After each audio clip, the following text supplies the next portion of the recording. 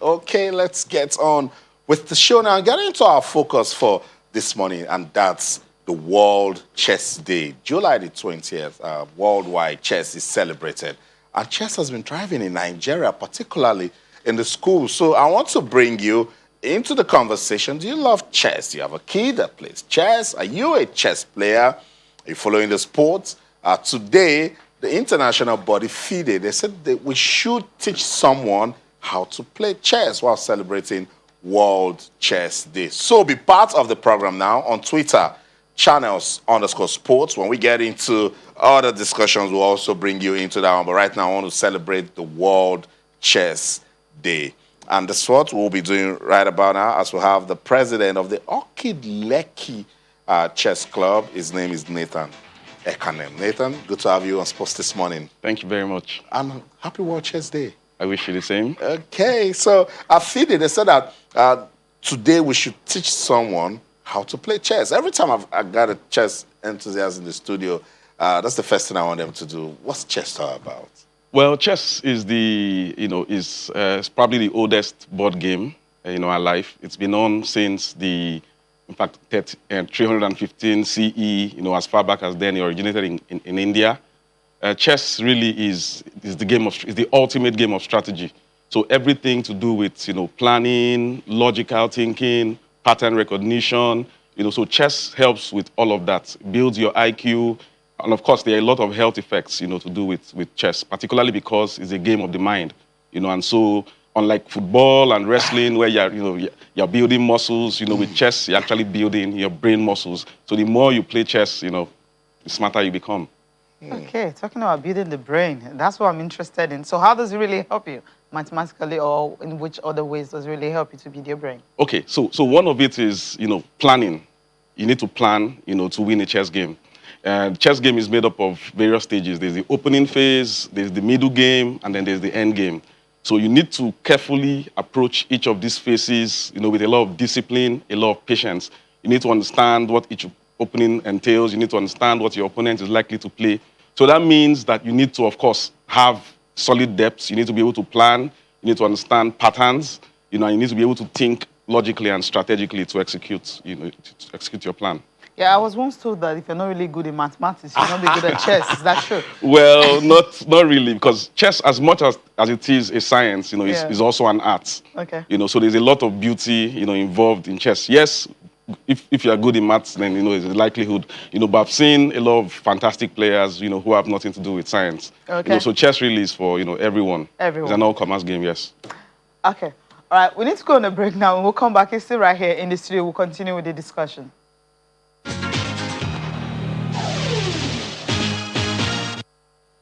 We still have Nathan Ekanem in the studio talking chess, and today's World Chess Day. And as Austin has alluded earlier, we are going to be teaching you guys how to actually play chess, right? Yeah. But he's going to be doing the job. So let's come to Nigeria, bring it down here. What's happening at the grassroots level, how you get people to really want to embrace and play this game. Yeah, so in Nigeria, there's been, in fact, a lot is happening, currently in Nigeria. There's a lot of tournaments. There used to be a lot of over-the-board tournaments, so, physical tournaments. But since the pandemic broke, it's really been online tournaments. So there's been a proliferation of online tournaments. There is a lot of innovation going around now. In fact, since the COVID happened, we found a lot of innovation. So people innovating with chess tournaments, innovating with various kinds of chess events. So it's really big. There's a lot of chess in the grassroots. For instance, there's an initiative known as Chess in Slums. That's really, really huge. So that goes all the way to the ghettos, and teaches kids how to play chess. So that's very, very, very powerful. Besides that, there's chess in schools is now very big in Nigeria as well. So most of the schools, whether it's private, whether it's public, they do play chess. Some of them as a curriculum subject. There's a lot of coaching activities as well going on over the weekends. So chess in Nigeria is big. Beyond the playing side of it, there's a career, that also goes with the chess industry. So there are a lot of coaches, there are tournament directors, arbiters, and people who are genuinely in love with the game, who are passionate about chess and, are actually earning a living, supporting the good game. Sounds good. Sounds good. Let's talk about how we've been coping in Nigeria with chess during this pandemic, particularly for you guys running the clubs. Is this a time for online chess to thrive? Yes, yes, it is.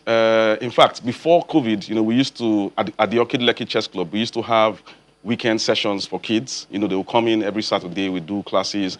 But after COVID, we had to, of course, disrupt ourselves. We switched to the online mode, and that's been going on perfectly. Just to put some perspective into it in terms of how chess has grown since the pandemic, unlike other games, football, basketball, wrestling, and all of that, which have taken a dip, chess has grown exponentially. For instance, the Fide president has stated that chess has doubled since March. For online chess, there are two key platforms. There's chess.com and then there's Lichess. Lichess has reported that they've seen 1.5 million, so 1.5 million in a month compared to the numbers in January and before then. Before then, you would see about 670,000 people, but just after March, in April, they've seen 1.5. In fact, just to really buttress the point, what they've actually seen is 5 years worth of growth in 3 months, just due to online chess. So because, there's no social distancing involved and all of that, people are still able to, regardless of where you are, in the world, they are able to play with anybody. So it breaks down issues of, racial, political barriers, all of that, So that's the beauty of online chess, and chess in general. Interesting. Now, how does it work in Nigeria when we know that, you want to, data is always a problem? The internet, it's always sometimes difficult for you to stay online for an hour to play a game. We know how long chess can be. So how does it work with some of the people who are into the zone? Are they complaining in regards to the data, or is it really working well for them? It's gotten better. At first, it used to be, a bit shaky, but it's gotten better. But the way they've tried to resolve that is by, limiting the duration of the games. So you'll find, rather than the very long 2-hour, 3-hour games, which happen, you'll find games going on for maybe 1 minute, 3 minutes, rapids, maybe 10 minutes. So the server capacity as well has, those platforms, for instance, Lichess, chess.com, they've had to double server capacity. They've had to hire more technicians, engineers on the background. So they've really stepped up to the occasion, and we are seeing less issues with bandwidth issues. Okay, I'll just take some messages on Twitter just to support our chess followers. And if you are a chess enthusiast also, maybe you could take a picture with your chess board, or if you're playing chess with someone or with your family, and send us that picture to channels_sports. Victor Owo says, Grandmaster Flo Ekanem in the building. Yes, he's right here with us talking chess. Badmos Jamiu Owolabi says, Happy World Chess Day. I love this game. Oh, we love it too, you, Owolabi. Nathan, kindly talk about introducing it to primary and secondary school, please. I think he talked about maybe we should be talking about ways we can sustain what we've been doing at the primary schools level.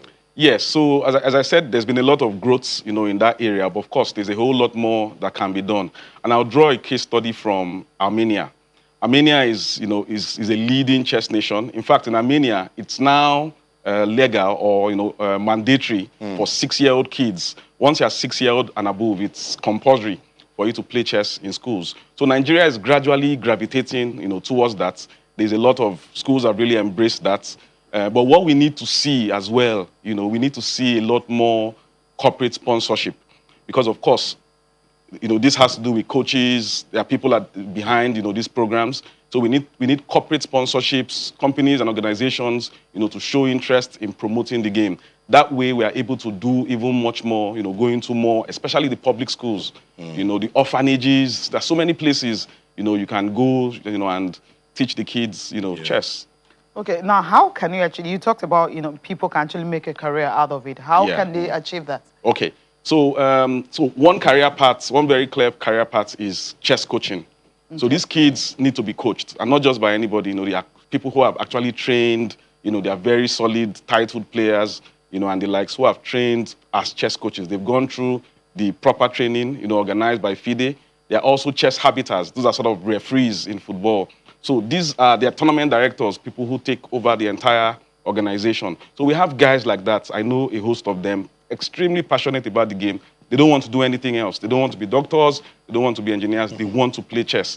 So we need to create, the environment, for such professions, to thrive. And that's what's obtainable, in more advanced nations. Okay, I think that's where we should end it, Cecilia. Ask me more. Okay, For instance, I'm a rookie. I've never played chess before. I've just seen the board. I've seen the board, but I've never played. Yeah. How can I start?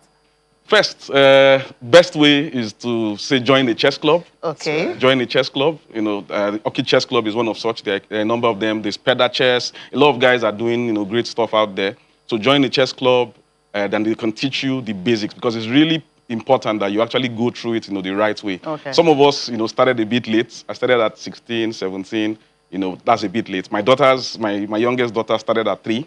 And we have kids starting. So you can imagine, by the time they get to our age, they are obviously going to be smarter than us, more logical, more strategic thinking, and so it's brilliant. Yeah, we love it. Thank you so much, Nathan, for coming. I would have said I would challenge you online, but let's wait for the pandemic to go. I'll come to your club and I'll beat you. Fair enough. I'll beat you. I'll come challenge you. Thank you so much, Nathan. I'm going to have a record of it. For coming around. Nathan Ekanem is the president of Kid Lekki Chess Club. We're celebrating World Chess Day, and I see you guys sending us messages. Those of you that love chess, keep those comments coming on Twitter channels_sports. We'll go on this quick timeout. When we come back, if Rotimi Akindele is around, he'll come into the studio. We'll talk so much football. So don't go anywhere. Stay with us.